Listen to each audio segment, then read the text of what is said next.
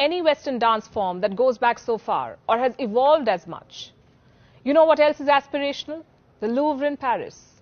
One photo of it on our Instagram and we have arrived. But India's National Gallery of Modern Art, which has one of the richest collections of contemporary arts, gets just 30,000 visitors a year. The Louvre in Paris gets 2.5 million visitors every year. The Tate in London has an annual footfall of 4 million. What explains this gap? Is it India's disinterest in everything Indian or the obsession with everything Western? Do we still blame Macaulay for this? Or our failure to invest in our culture? The reasons are multiple and the result is clear. Today an Indian dreams of becoming Western, aping the West, or living the Western lifestyle. For an Indian, the West has become synonymous with advancement and modern living. But these are two different things, Western and modern. If only we could cure this 75-year-old colonial hangover, if only we could look through what Macaulay wanted us to learn, if only we could reconnect with our heritage, we would realize that it's us, the Indians, who have always been ahead of our times. Ancient India was aspirational, ancient India was advanced. Meet Bodhayan. He lived in 800 BC. He calculated what the world knows today as the Pythagoras theorem. Pythagoras lived in 570 BC in Greece. Most likely he picked the theorem from the Hindu sages he studied under. Have you heard of the Fibonacci number sequence? This is how it looks. Every number is the sum of the two preceding numbers. The world credits Italian mathematician Fibonacci for the sequence. But an Indian sage named Hemchandra wrote it long before Fibonacci. And Hemchandra was not the first, by the way. An Indian mathematician named Gopala studied these numbers long before Hemchandra or Fibonacci. Eurocentric textbooks will not tell you this. Macaulay would never want you to know this. An Indian invented zero, an Indian taught the world how to calculate the value of pi, an Indian invented the decimal system or the binary digits, or the heliocentric theory about the solar system. It was Aryabhat who first proposed that the earth is round, it rotates on its axis and revolves around the sun. Today we learn about Copernicus. We wear t-shirts and sweatshirts of NASA. But 1,000 years before Copernicus, Aryabhat determined the diameter of the earth. He also determined the diameter of the moon. The culture of science in India dates back 5,000 years. Did you know the modern English brick bonding was inspired by Indus cities?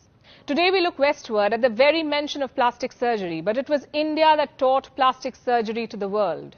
Meet Sushruta. He was an ancient Indian physician. He lived around 800 BC in the kingdom of Kashi.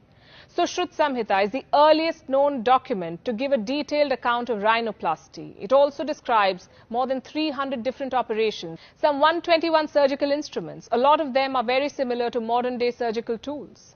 Sushruta would use herbs before an operation to prevent sepsis. He would also carry out cataract removal. This was in 800 BCE. Today we have lost out on this rich legacy because of our indifference to Indian heritage. And the West has time and again played it to its advantage. In the early 1990s, two American researchers staked a claim to the US Patent and Trademark Office. They said they discovered the healing properties of turmeric or haldi. These researchers were given the patent in 1995. Now here's what's funny. Indian households have been using turmeric paste on wounds for ages, but somehow we never filed a patent. Around the same time, a US company applied for another patent. This was about using neem as a pesticide. Again, something Indian farmers have known for ages. This patent too was granted. Do you think there is a lesson in all of these stories? I would say there is. The world we live in will always have false claims. History will always be Eurocentric. There will always be sharks stealing ideas and innovations. But if we don't reconnect with our rich heritage, we would continue to be fooled by Macaulay and company. We will continue to believe that Indians are inferior. The world won't remind you that the Industrial Revolution that started in the West was powered by the cotton gin and that the machine was invented in India.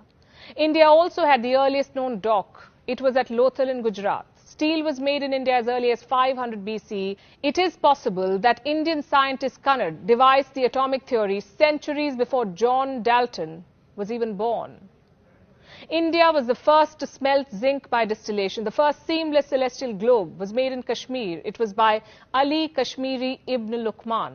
And despite all of these advancements, India never went on an offensive. India never invaded another country. We did not have crusades. Our ancestors not just taught the world science, mathematics and astronomy, we also exemplified tolerance. This is the birthplace of 4 religions: Hinduism, Buddhism, Jainism, Sikhism. It is hard to find a heritage this rich.